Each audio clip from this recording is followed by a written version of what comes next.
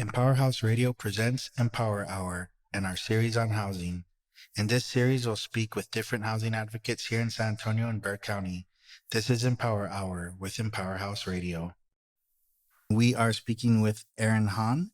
Erin, can you go ahead and just please introduce yourself? Sure. My name is Erin Hahn. I'm a research analyst with Texas Housers. We're a statewide nonprofit that supports tenants' rights and affordable housing initiatives across Texas. And today we're going to be talking about evictions, correct? Yep. Okay, so my first question is when a household gets evicted, what does that mean for them? How are evictions harmful for the health and well-being of families? So the negative impacts of eviction are far-reaching. They negatively impact employment, financial stability, and future housing stability. It can be really difficult when a tenant with an eviction case filing on their record tries to find a new landlord who's willing to rent to them, even if their case was ultimately dismissed. Evictions are associated with negative health outcomes like mental illness, high blood pressure, and substance abuse. They often require families to relocate out of their children's school district, and the instability they cause can have negative impacts on children's health and academic experience. And how does this affect other aspects of their life? Like, what have you seen in terms of families that suffer evictions? You're talking about the impact on their health. How does that affect the other services that they might need to then receive? Because it's a cascading effect, isn't it? Can you talk a little bit about what you've seen with that as well? Exactly. Evictions can perpetuate a cycle of poverty that's really difficult to get out of. Once a family gets evicted, it might be difficult to find stable housing in the future. And without housing, there's going to be difficulty focusing on other needs like doctor's appointments and getting kids to school. If we don't have a roof over our house a roof over our heads, that really affects everything. And currently, what is the state of evictions in Texas? Are eviction rates on the rise, declining, or are they stagnant? What have you seen both, not just currently, but historically here in San Antonio? Yeah, evictions in Texas are drastically on the rise in general. During the pandemic, the government introduced lots of programs and protections meant to keep low-income renters stably housed, like the Emergency Rental Assistance Program and eviction moratoria, which kept eviction rates in San Antonio and throughout Texas relatively low during the height of the pandemic in 2020 and 2021.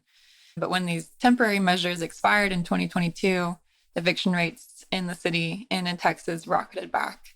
There were at least 270,000 evictions filed in the state of Texas in 2022, which is a huge rise from the prior years and higher even than pre-pandemic levels. So evictions in the state are the highest ever recorded. What needs to be done to stabilize low-income renter households and reduce evictions now that those pandemic-era protections have expired? So during the pandemic, we saw that rental assistance works. It helps keep renter households out of emergency situations and avoid an impending eviction. But although renter assistance is beneficial for diverting emergency situations, it's not going to solve the root of the housing crisis on its own.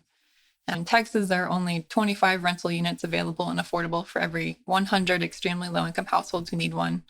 There simply isn't enough affordable housing to go around, and low-income people are forced to compete for limited supply.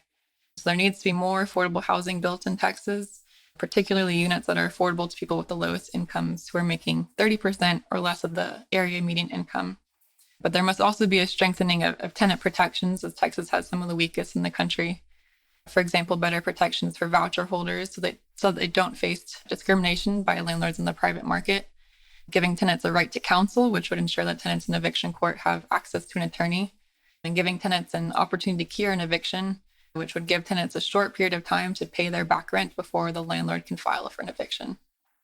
Can you give some examples of where Texas is failing in San Antonio specifically in those protections for tenants? Because, you just mentioned we're one of the worst in the country. What moves can San Antonio make to increase those protections? That's a good question. Just to give an example, landlords aren't required to accept vouchers. And so a lot of people on housing assistance struggle to find a landlord who will accept their voucher. But it's difficult talking about what can the city do because the state has set certain limitations in what local governments can do. And so currently there's a state law that prohibits local governments from protecting voucher holders from source of income discrimination. So there's some barriers that cities have to navigate, but I think San Antonio is doing well in that they've, for example, there's a tenants notice of tenants' rights ordinance. Landlords have to provide tenants with notice of their rights when they are filing for an eviction and notifying their tenants that they're filing for eviction. But other cities in Texas have definitely taken a step further. For example, Houston is working on a right to counsel program right now. In Dallas, there's an opportunity to cure period. So tenants have a period of time to pay their back rent before a landlord can provide a notice to vacate and start that formal eviction process. So there's still work to be done, but it's difficult work in the state of Texas. The Texas legislature decided how to spend a $32 billion budget surplus and $5 billion in American Rescue Plan funds. Did they put any of that towards relief for renters? They did not. The legislature is expected to allocate about $17 billion to property tax relief for homeowners and $0 for relief for renters. The budget surplus and the American Rescue Plan dollars provided an opportunity to fund the construction of new affordable housing, for example, or to replenish the emergency rental assistance program, which has run out of funds. But the legislature did not choose to pursue those opportunities. Despite skyrocketing eviction rates and the urgent need for renter relief, the Texas legislature did not prioritize renters when deciding how to spend its budget surplus this session. How did tenant issues play out this season at the Texas legislature? This legislative session did little to advance affordable housing and tenants' rights. Some really alarming bills actually came out of it, like House Bill 2127, which introduces the concept of field preemption. And so before, local governments could assume that if state statute was silent on a particular issue, that they may regulate it at the local level. But what this bill does is that it says that in certain state codes or areas of statute, if state statute does not give local governments explicit authority to regulate or act on the issue, the local government must assume that they cannot take actions on this topic. And so the bill includes an amendment that specifically clarifies that it does preempt local governments from regulating the eviction process and from instituting protections for renters, like, for example, opportunity cure ordinances. And so when this bill becomes law, it will require Texas cities to roll back and undo their eviction prevention efforts.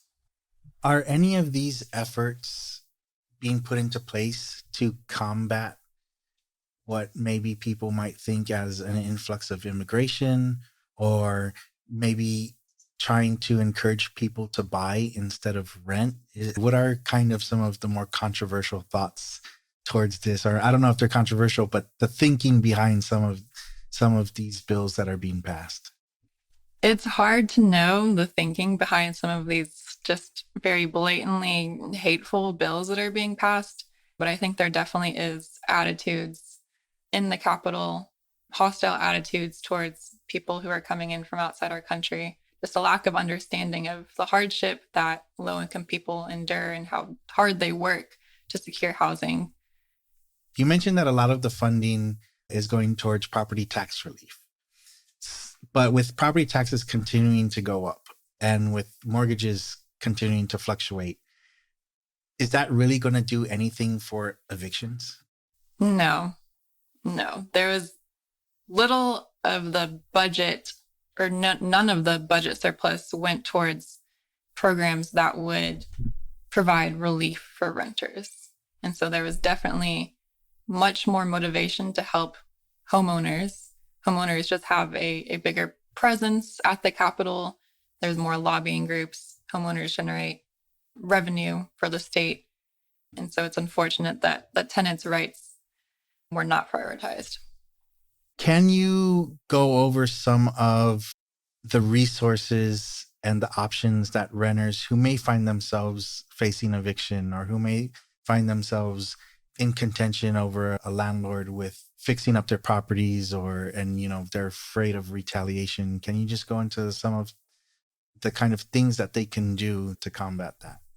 Sure. So I'd say the biggest support for renters facing eviction in San Antonio right now is the city's homeowner or housing assistant program. But beyond that, I'd say it's just really important to know your rights, to reach out to legal aid and get an attorney that can represent you in eviction court.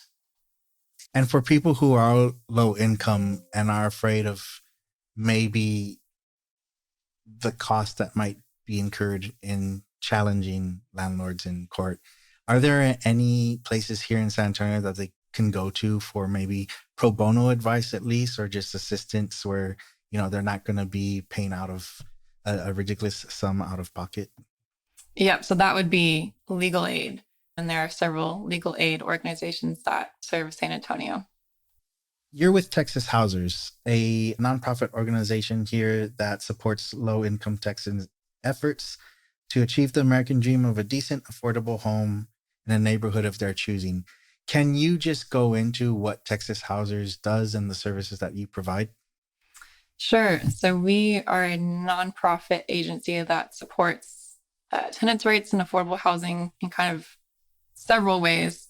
We're involved in research. We do research on eviction rates in Texas and possible tenant protections that would reduce evictions and help solve the eviction crisis. We work on advocacy, and we have offices in San Antonio, Houston, and Dallas. And we work with community groups to build tenant coalitions and help them advocate for better conditions and better tenant protections. And we also work on advocacy at the state level, working for better affordable housing programs and tenant protections to be implemented at the state level. And if certain people want to move into certain neighborhoods, like let's say they want to move into the Beacon Hill neighborhood near Almost Park, which is very nice homes. Property taxes are probably really high. The rents are probably really high. What advice would you give to people that say, hey, look, I want to live in a nice neighborhood. I want to live in a safe neighborhood, but the neighborhoods that they're choosing are more than likely out of their price range? How do you work with people in that aspect? That's a good question, except we don't provide direct services. So we don't really work with people who are actively looking for housing. We more work on power building and building tenant organizations so that they can advocate for their rights kind of on their own. You mentioned that you and Texas Housers works more on policy and research. Can you tell us about some of the initiatives that are going on right now and what you're working on, just in terms of that policy and what research you're continuing to do? Sure. So one thing we're studying is kind of the impact of the expiration of these pandemic era policies and programs on eviction rates in Texas, because evictions have been drastically rising ever since. And so in San Antonio, we're looking into evictions, just the landscape of evictions in San Antonio, which neighborhoods are evictions concentrated in? Are there certain properties that are having much higher rates than the rest of the city, so that we can understand kind of the landscape of evictions in San Antonio and which neighborhoods are in need of assistance, and so that we can kind of try to reduce needless evictions and promote housing stability in San Antonio. Can you just talk a little bit about past data about what demographics evictions have affected? So evictions definitely have the biggest impact on low income communities of color, and particularly single mothers. And so with bills that roll back the ability of local government to implement eviction prevention measures as they have done in the past, it is these communities who will be affected the most. We're currently in an eviction crisis, and we should be empowering all levels of government to combat it. But unfortunately, with bills like House Bill 2127, we're doing the opposite of that. And so evictions have historically affected low income communities of color the most, and will continue to do so until the state takes a firm stance on promoting and allowing both local governments to implement eviction prevention measures and to implement measures at the statewide level as well. Thank you, Erin. Thank you. Thank you for listening to Empower Hour on Empower House Radio.